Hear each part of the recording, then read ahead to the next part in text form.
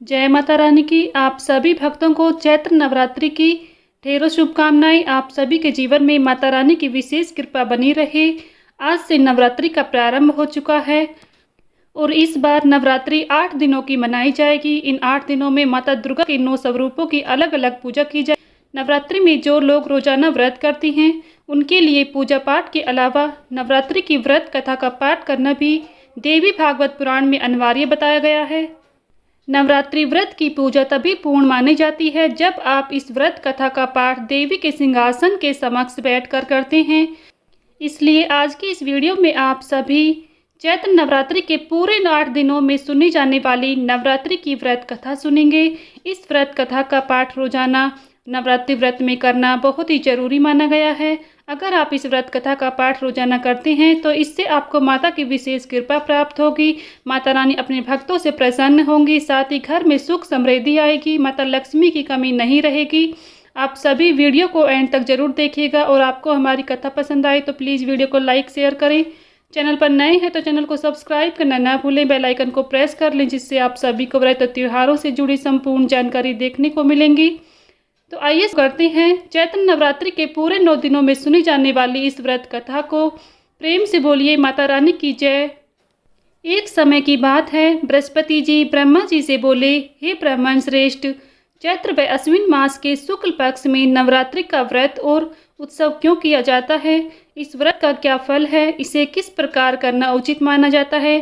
पहले इस व्रत को किसने किया, सविस्तार से बताइए।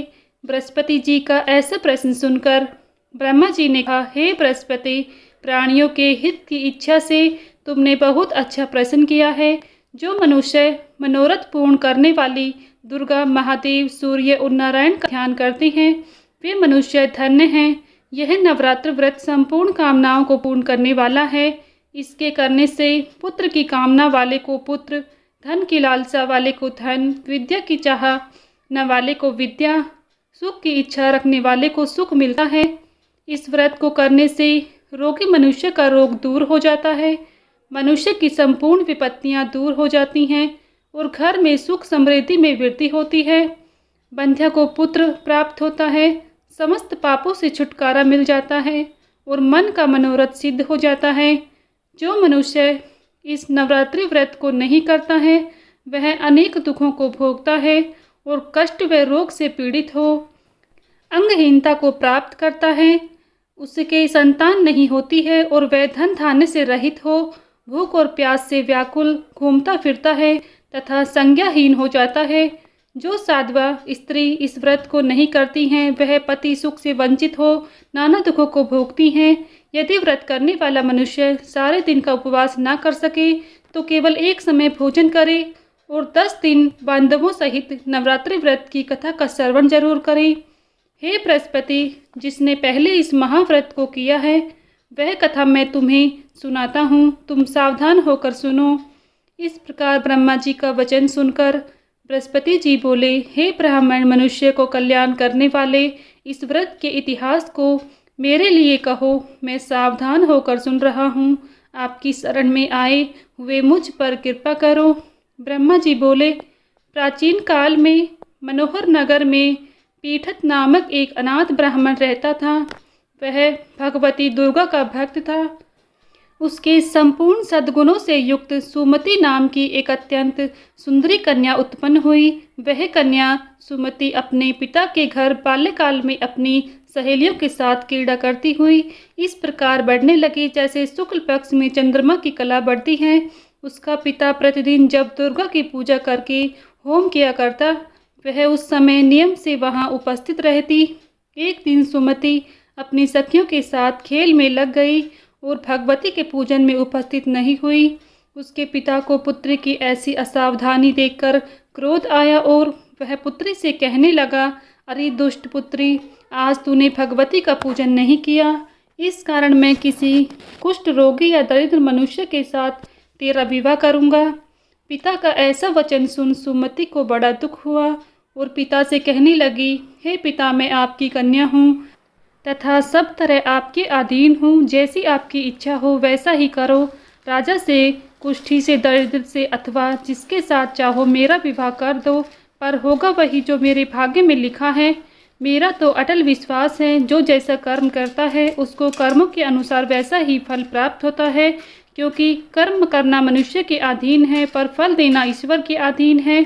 जैसे अग्नि में पड़ने से तृणादि उसको अधिक प्रदीप कर देते हैं, इस प्रकार कन्या के निर्भयता से कहे हुए वचन सुन उस ब्राह्मण ने क्रोधित हो अपनी कन्या का विवाह एक कुष्ठी के साथ कर दिया और अत्यंत क्रोधित हो पुत्री से कहने लगा, हे पुत्री, अपने कर्म का फल भोगो। देखे भाग्य के भरोसे रहकर क्या करती हो। पिता के ऐसे कटु वचनों को सुन सुमति वन में विचार करने लगी। अहो, मेरा बड़ा दुर्भाग्य जिसे मुझे ऐसा पति मिला।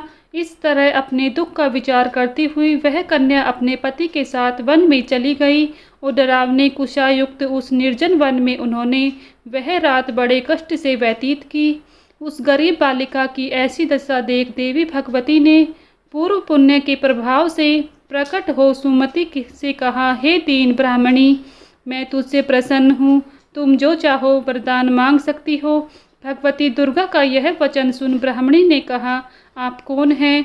वह सब मुझसे कहो। ब्राह्मणी का ऐसा वचन सुन देवी ने कहा कि मैं आदिशक्ति भगवती हूँ और मैं ही विद्या महाविद्या सरस्वती हूँ। प्रसन्न होने पर मैं प्राणियों का दुख दूर कर उनको सुख प्रदान करती हूँ। हे ब्राह्मणी, मैं तुझ पर तेरे पूर्व जन्म के पुण्य के प्रभाव से प्रसन्न हूँ।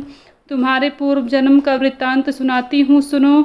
तू पूर्व जन्म में निषाद की स्त्री थी और अति पवित्रता थी। एक दिन तेरे पति निषाद ने चोरी की। चोरी करने के कारण तुम दोनों को सिपाहियों ने पकड़ लिया और ले जाकर जेल खाने में कैद कर दिया।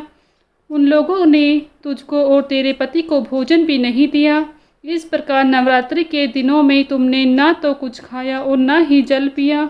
इस प्रकार 9 दिन तक नवरात्रि का व्रत हो गया।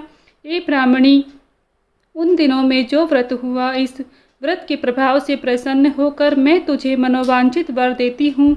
तुम्हारी जो इच्छा है सो कहो। इस प्रकार दुर्गा के वचन सुन ब्राह्मणी बोली, अगर आप मुझ पर प्रसन्न हैं तो हे दुर्गे, मैं आपको प्रणाम करती हूँ।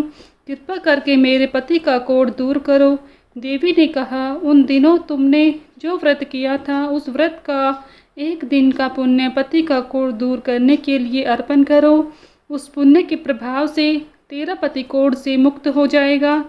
ब्रह्मा जी बोले।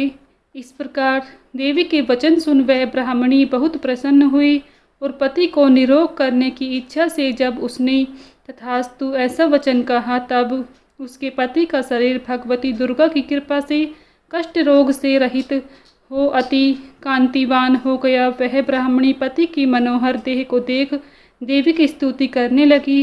हे दुर्गे, आप दुर्गति को दूर करने वाली, तीनों लोकों का संताप हरने वाली, समस्त दुखों को दूर करने वाली, रोगी मनुष्य को निरोगी करने वाली, प्रसन्न हो मनोवांछित वर देने वाली और दुष्टों का नाश करने वाली जगत की माता हो। हे अम्बे, मुझ निरपराध अबला को मेरे पिता ने कुष्ठी मनुष्य के साथ विवाह कर घर से निकाल दिया। पिता से तिरस्कृत निर्जन वन में विचार कर रही हूँ। आपने मेरा इस विपदा से उद्धार किया। हे देवी, आपको प्रणाम करती हूँ, मेरी रक्षा करो। ब्रह्मा जी बोले, हे बृहस्पति, उस ब्राह्मणी की ऐसी स्तुति सुन देवी बहुत प्रसन्न हुई। वो ब्राह्मणी से कहा, हे ब्राह्मणी, तेरे उद्यालय नामक अति बुद्धिमान, धनवान, कीर्तिवान और जितेंद्रिय पुत्र शीघ्र ही उत्पन्न होगा।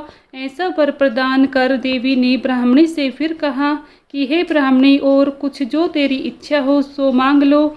भगवती दुर्गा का ऐसा वचन सुन सुमति ने कहा कि हे भगवती दुर्गे, अगर आप मुझ पर प्रसन्न हैं तो कृपा कर मुझे नवरात्र व्रत की विधि और उसके फल का विस्तार से वर्णन करें। इस प्रकार ब्राह्मणी के वचन सुन दुर्गा ने कहा, हे ब्राह्मणी, मैं तुम्हें संपूर्ण पापों को दूर करने वाले नवरात्र व्रत की विधि बतलाती हूँ, जिसको सुनने से मोक्ष की प्राप्ति होती है। अश्विन माह के शुक्ल पक्ष की प्रतिपदा से लेकर 9 दिन तक विधि पूर्वक व्रत करें। यदि दिन भर का व्रत न रख सके तो एक समय भोजन करें।